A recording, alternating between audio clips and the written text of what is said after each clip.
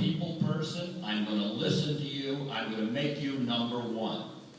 Let me just point out two differences I have with Mr. Brinkley.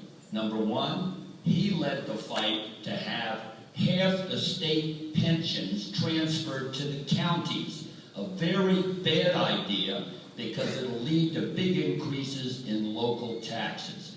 Number two, he's for medical marijuana. I'm not, because I know we're going to have a lot of young people taking marijuana for their migraine headaches on the highways. Thank you, candidate.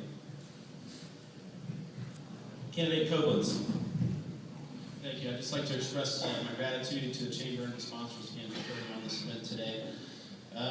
I have 60 seconds to speak here, and just so you're aware of the debt and spending that we're facing today, the federal government's going to borrow about $2 billion per cap by the time we talk. We borrow 44 cents per every dollar borrowed. Addressing our deficit, our debt, is not increasing the debt limit, which the incumbent has voted to do so 5 times. I will never vote to do that. I think we address that via flat or fair tax, a balanced budget amendment, and cut spending. I'm a project manager. I'm accountable for other people's money. If I did what Congress is doing today, I'd be fine. I think we have to, I'm running out of time, 9 seconds. To learn more about me and my campaign and where I stand on the issues, please visit standwithrobert.com. Thank you. Thank you. Senator Brinkley. Good evening. Thanks again for being here. Number one, the current congressman voted for this debt limit that we have now, and we can't afford it, not just today, but in future generations. We're not going to be able to afford it. Number two, redistricting that we're all not happy with, whether it's in Western Maryland or Montgomery County, he was absent for the fight. Even Donna Edwards from the 4th District down in Prince George's County came up and slammed her fist on the table to say, this isn't right what you're doing to my community. We didn't hear from him. He felt he was going to be safe. I voted against all that, and I fought all that while we were down there. The other aspect, I'm asking for your vote. There are a bunch of us up here who have been elected.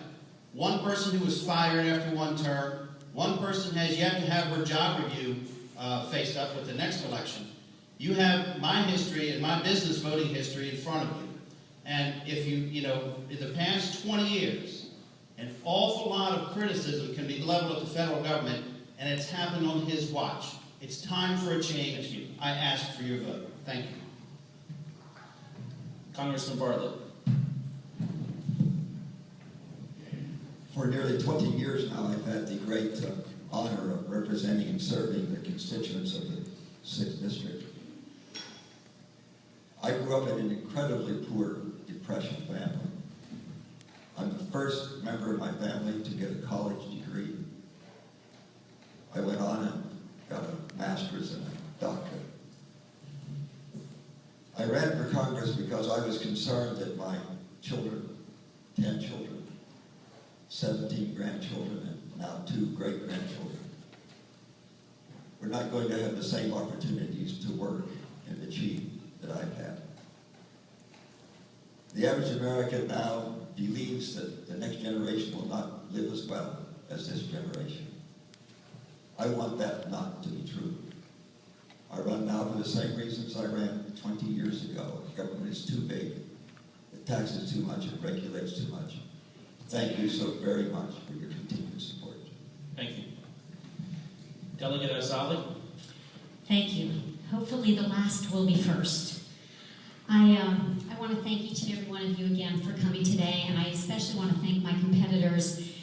No matter what we may say about each other, I think we can all agree that any one of us would be better than the Democrat alternatives that are coming out of Montgomery County. So any one of us is an improvement. But what's important for you to know is who can win the race. It is going to be a tough race. I have proven that I am an absolute tough competitor. I told you about my daughter, #1 soccer player. It is that DNA from her mother, that hunger to win. And that's what it's going to take to win this race. Montgomery County has the largest population of this district. It's got to be someone who knows how to campaign nose to nose, toe to toes. I also have a 100% business rating with the Maryland Business for Responsive Government. I was named by the Gazette magazine as one of the winners in Annapolis after only one term, passing bills that Senator Brinkley tried for 20 years to pass. So I thank you for the opportunity to be here, and I look forward to the further dialogue. CathyForCongress.com. Thank you. On behalf of the Chamber and the Board of Directors, I would like to thank each of the candidates for being here this morning. Again, we know that your schedules are very tight. We appreciate you making your time available for us this morning. I'd like to remind everybody in the audience that the podcasts that were done in the front of the room this morning were produced for us, were produced by After 5 Productions, Antietam Cable. And this is actually a live broadcast on both the Herald Mail's website and Antietam Cable. So there will be showings of that in the future if you'd like to catch the broadcast at a later point. 2 upcoming events this week that I'd like to draw your attention to. The first one will be this week on the 21st. Business After Hours. It's going to be hosted by Potomac Edison at their offices on Bower Avenue.